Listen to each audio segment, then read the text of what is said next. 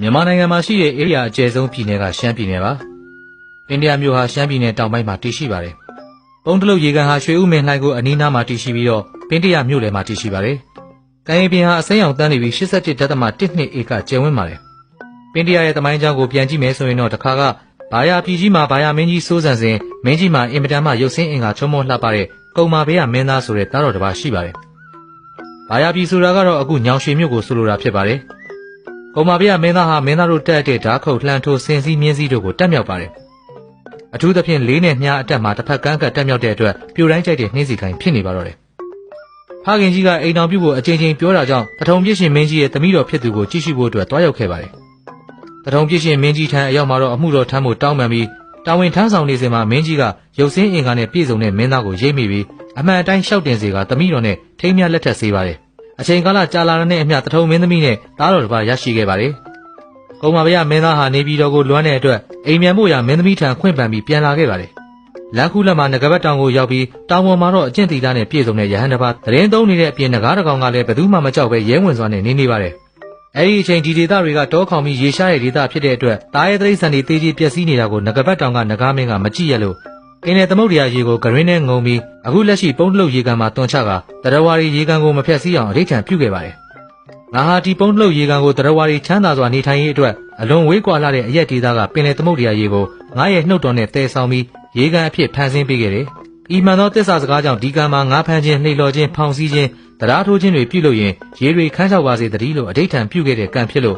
့ရေကန်ရဲ့အမည်အပြည့်အစုံကိုနာဂဒိဋ္ဌံပုံတလုတ်ရေကန်လို့ခေါ်တွင်ခဲ့ကြပါတယ်။တောင်ရဲ့အနားမှာရှိတဲ့ဂလုံးကလည်းငကားကိုမြင်ပြီးတုတ်ချီပြေးပေမဲ့တုတ်မရတာကြောင့်လူရောင်ဆောင်ပြီးရှင်ရင်သိထံချင်းကပ်ခါအကြောင်းစုံကိုမေးမြန်းလိုက်တဲ့အခါမှာတော့ဒီငကားဟာဗရမ ्या မျက်ရှင်ငုံထားတဲ့အတွက်ဥကောင်းကဖြစ်ဖြစ်ခါးကဖြစ်ဖြစ်တည်ယူလို့မရဘူး။ဂလုံးကအမိပိုင်းကနေတဲဆောင်တုတ်ချီမယ်ဆိုရင်တော့ဗရမ ्या မျက်ရှင်ထွက်ကြမှာဖြစ်လို့ညံနေတဲ့ဂလုံးတွေမသိနိုင်ကုန်လို့ပြောတာနဲ့ဂလုံးလဲငကားကိုတုတ်ချီပြေးချိန်မှာမင်းသားကိုတွေ့မြင်တဲ့ငကားဟာကဲတော်မူပါအသက်ဘေးကကဲတင်ရင်ကျေးဇူးဆက်ပါမယ်လို့ငိုယိုတောင်းပန်တာကြောင့်လေးတော်နဲ့ခွင်းလိုက်တဲ့အခါကောင်းကင်ကပြုတ်ကျလာပါတယ်။လေးတန်ရာထိတဲ့ဂလုံးဟာလည်းတေးရန်ဆဲဆဲမှာငါငကားကိုစားရကန်သည့်အချိန်မှာတင်းလက်ချက်ကြောင့်တေးရတော့မှာဖြစ်လို့နောက်ဘဝမှာကြီးမားတဲ့ခန္ဓာကိုယ်နဲ့တင်းလန်းချောင်းမှာပိတ်ပြီးရံမှုနိုင်ပါစေလို့ကြိမ်ဆိုပြီးတေသွားပါတယ်။ငကားကလည်းမင်းသားထံချင်းကပ်ပြီးတော့အတင်မင်းသားလိုရတဲ့အချိန်မှာမြေကြီးကို၃ချက်ပုတ်ခေါ်လိုက်ပါအမြန်ချက်ချင်းကျွန်ုပ်ရောက်လာပြီးကျေးဇူးဆက်ပါမယ်လို့ပြောပြီးနေရက်ကိုပြန်သွားပါတယ်။ဂလုံးလဲတေဆုံးပြီးတော့အနောက်ဘက်တောင်ကျောအောက်ခြေမှာရှိတဲ့တောင်ကပယံကဥမင်၃ခုတို့အထက်ကအလဲဥမင်မှာ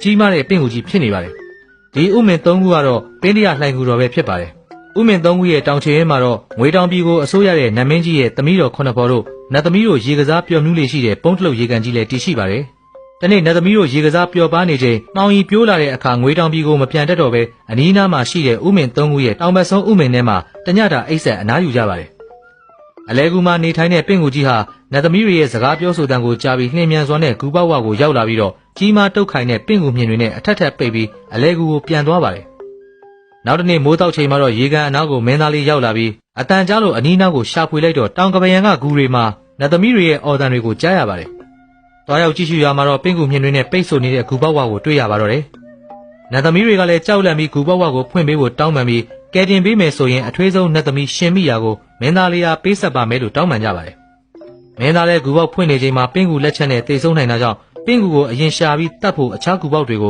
တွားရှာတဲ့အခါမှာတော့အလဲကူကိုအရောက်ရန်သူတော်ပင့်ကူကြီးနဲ့ထိတ်တိုက်တွေ့ဆုံมาတော့တယ်။ရန်သူတော်ပင့်ကူကြီးကအင်မတန်ကြီးမားပြီးကြောက်တုံးကြောက်ဆိုင်တွေနဲ့ပြစ်ခတ်ကအညှိုးနဲ့စတင်တိုက်ခိုက်ပါတော့တယ်။မင်းသားလေးလည်းပါလာတဲ့လေးကိုထုတ်ပြီးမြားနဲ့ပြစ်ခွင်းလိုက်တဲ့အခါမှာတော့လှက်စီးရဲ့နှင်းမြန်ခြင်းမျိုးနဲ့ပဲ့ရင်ထက်ပြီးပင့်ကူကြီးရဲ့နေရင်းမှာစိုက်ဝင်ကတေးအန်ဆဲဆဲဖြစ်နေပါတော့တယ်။တေကန်ဒီမှာတော့နောင်ဘဝများမှာဘလူးကြီးဘဝနဲ့မင်းသားလေးတွားလီယာမှာနှိပ်စက်နိုင်သူဖြစ်ပါလေဆိုပြီးကျိန်ဆိုလိုက်ပါတယ်။မင်းသားလေးကလည်းပင့်ကူရပြီဆိုပြီး၃ချိန်တိုက်လက်ခမောင်းခတ်ကျုံးသွားပါတော့တယ်။အဲဒီလိုမင်းသားလေးဟာပင့်ကူရပြီလို့ကြွေးကြော်ခဲ့တာကိုအစွဲပြုပြီးပင့်ကူရကနေပင့်ကရ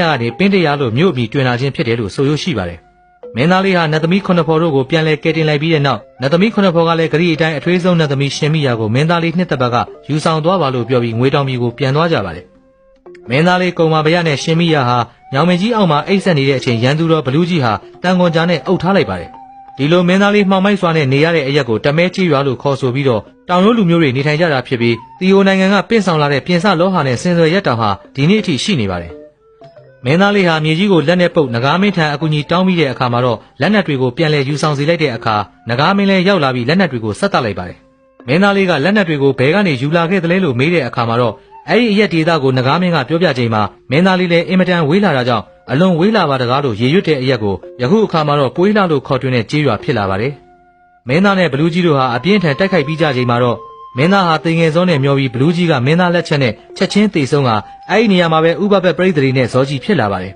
။ဇောကြီးဟာမင်းသားကိုတကယ်သိပြီးမှတ်ပြီးရှင်မိရာလက်ကိုဆွဲကပင်တရမြောက်ဖက်ရေထွက်ဦးအနားမှာရှိတဲ့တောင်ကုန်းကလေးမှာခိတ္တထိုင်နာကြပါတယ်။ဇောကြီးကိုဥပဒမြင်ပြပြီးတပ်ပစ်လိုက်တဲ့အတွက်ဇောကြီးရေထွက်နဲ့ရှင်မိရာကုန်းအဖြစ်ယနေ့တိုင်ရှိနေပါတယ်။မင်းသားလေးအလောင်းကိုတွေ့ရချိန်မှာတော့ရှင်မိရာဟာငိုကြွေးတန်းတချိန်တရားမင်းကမင်းသားလေးကိုပြန်လဲအသက်သွင်းပေးခဲ့ပြီးဘာယာပြည်ကြီးမှာအိမ်ရှင်မင်းရာထီနန်စိုးစံစေပါတယ်။ရှင်မိရာရောက်လာချိန်ကစပြီးတိုင်းသူပြည်သားတွေဟာအနာရောဂါကင်းဝေးကြတဲ့အခါမလိုလားတဲ့တမတော်ကြီးတွေကပရောဟိတ်တွေနဲ့ပူးပေါင်းပြီးအကောက်ကြံမာတော့တယ်။ဘရင်ကိုဂုံချောစကားပြောတာကြောင့်မင်းသားလေးကိုနေကြားမှာရှိတဲ့တပုံတွေကိုတိုက်ခိုက်ဖို့စေလွတ်လိုက်ပြီးအဲ့ဒီအချိန်မှာရှင်မိရာကိုတတ်ပြီးလေချောင်းသွေးနဲ့ရစ်ပူစော်ဖို့အတွက်လှုပ်တာကိုနတ်မျက်စိနတ်နားတို့နဲ့ကြားသိသွားတဲ့ရှင်မိရာဟာငွေတောင်ပြည်ကိုပြန်ထွက်သွားပါတော့တယ်။မင်းသားလည်းနေကြားမှာဘာမှမတွေ့တာကြောင့်ပြန်လာချိန်မှာအကြောင်းစုံသိပြီးစိတ်တော်မကွက်ပဲငွေတောင်ပြည်ကိုလိုက်လာခဲ့ပါတယ်။လမ်းကူလက်မှာတော့ရှင်ရသိနဲ့တွေ့ပြီးရှင်မိရာပေးခဲ့တဲ့လက်စွပ်ကိုရရှိပါတယ်။မြေကြီးကိုကူးဖြတ်ဖို့အတွက်ငှက်စင်ပြန်တွေကိုစီးပြီးတစ်ဖက်ငွေတောင်ပြည်ကိုရောက်တဲ့အချိန်မှာတော့လူသူအနှံ့အသက်တွေဆေးကြောဖို့အတွက်နတ်သမီးလေးတွေနဲ့ရေကန်မှာ